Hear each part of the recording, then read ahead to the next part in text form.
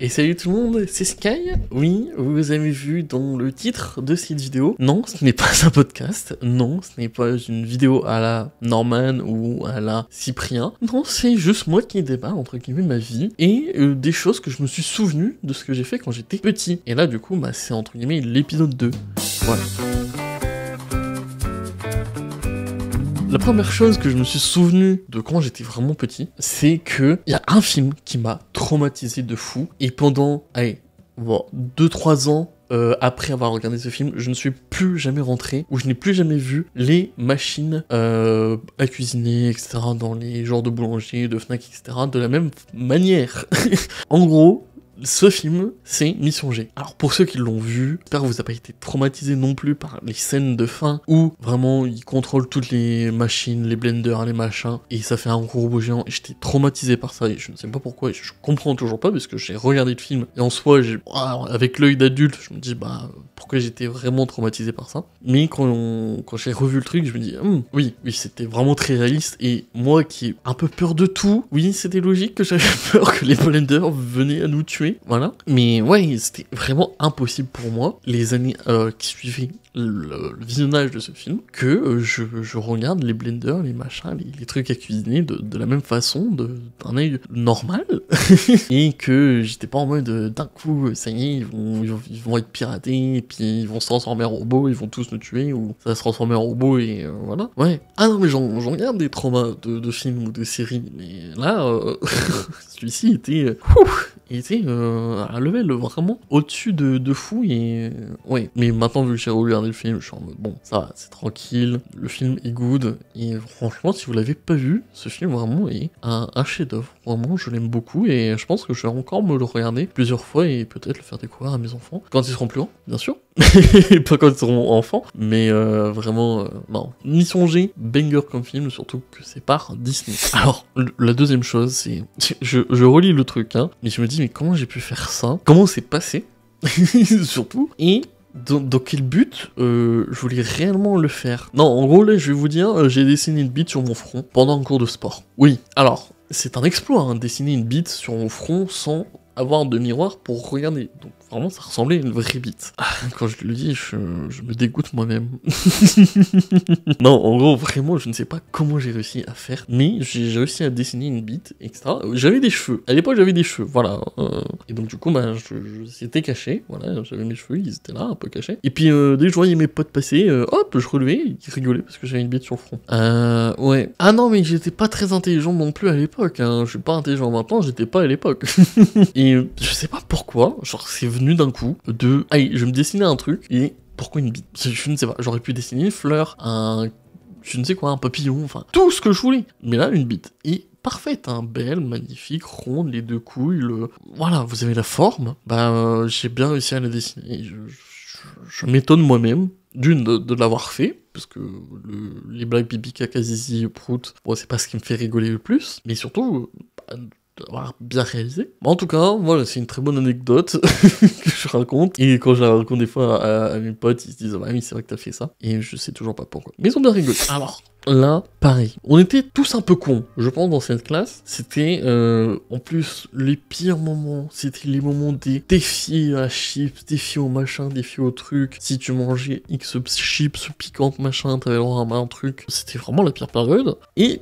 notre groupe de potes et moi-même, bizarrement, on voulait faire la même chose. Sauf que de maths, on devait faire un DM de maths, tous ensemble, donc vraiment travailler dessus. On a travaillé 3 minutes sur le DM, juste 3 minutes. Dès que l'un de nous avait faim, on avait pris un des chips, et là, ça s'est transformé en challenge. Oui, complètement what the fuck. Et genre vraiment, c'était, tu prenais le plus de chips piquante, parce que c'était la roulette russe Doritos à l'époque, genre vraiment, je fais remonter des souvenirs à des gens, et c'était le but de prendre le plus de chips sans boire de l'eau, sans vraiment enlever ce côté piquant de notre bouche, etc. Et je suis en mode, ah oui, moi je savais, j'ai quand même réussi à tenir.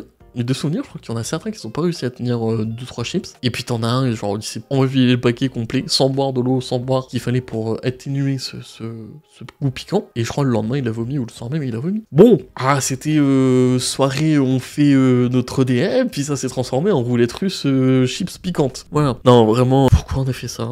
je sais pas. Je pense qu'il a juste vu le paquet, il s'est dit, tiens, ça va faire gaulerie les gens, on va essayer de faire le challenge, le machin, et puis le DM, c'est juste un prétexte pour se retrouver, et puis ouais. Non, à l'heure actuelle, je m'en sortais bien. Et je m'en sors toujours bien avec les chips piquantes.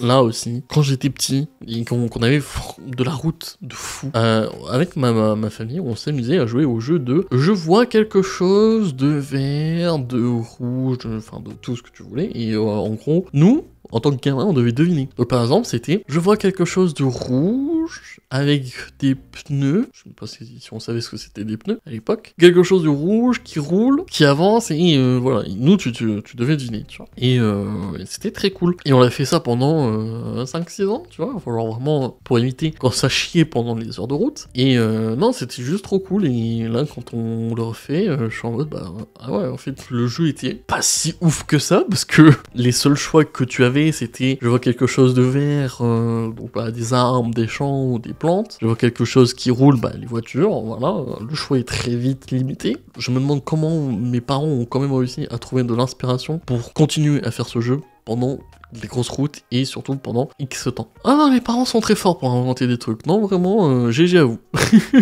Mais franchement, ouais. Dites-moi si aussi vous avez eu des parents qui ont fait ce genre de jeu pour passer le temps en voiture. Moi, c'était pendant au moins 5-6 ans. La dernière chose que je me souviens quand j'étais petit, il y a peut-être d'autres trucs qui vont revenir quand je vais refaire ma vie ou faire des trucs, donc même des anecdotes de mes parents, c'est que, là je sais encore, parce que je le vois encore et je trouve ça très drôle que je fasse ça, c'est que je vois Dracula dans les phares de ma voiture. Alors je m'explique. Il n'y a pas Dracula dans les phares de ma voiture, c'est que le reflet des phares sur le mur, sur le côté de l'autoroute, donc des fois quand on roule hyper vite ou qu'on roule lentement, ça forme la tête de Dracula. Et je sais pas, pendant X temps, X années, j'ai toujours vu cette tête-là. Et j'ai rien vu d'autre, à part juste cette tête. Et je me suis dit, putain, gaulerie le truc, tu vois Dracula sur le côté, gaulerie. Et là, depuis quelques années, je crois, ça me fait plus. Quand je pense à ce truc-là, je me dis, ah ouais, je suis vraiment très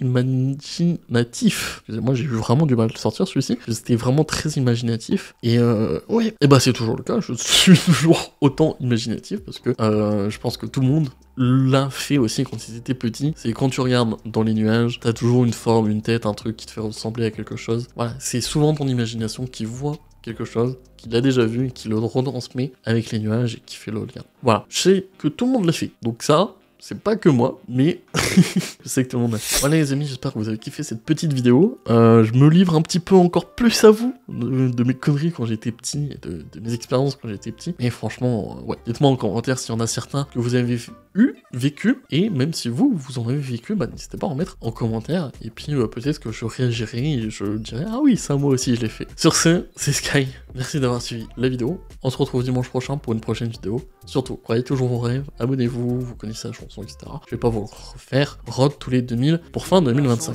Sur ce, des bisous à tous. Ciao. Je rêvais d'une vie normale sans obligation.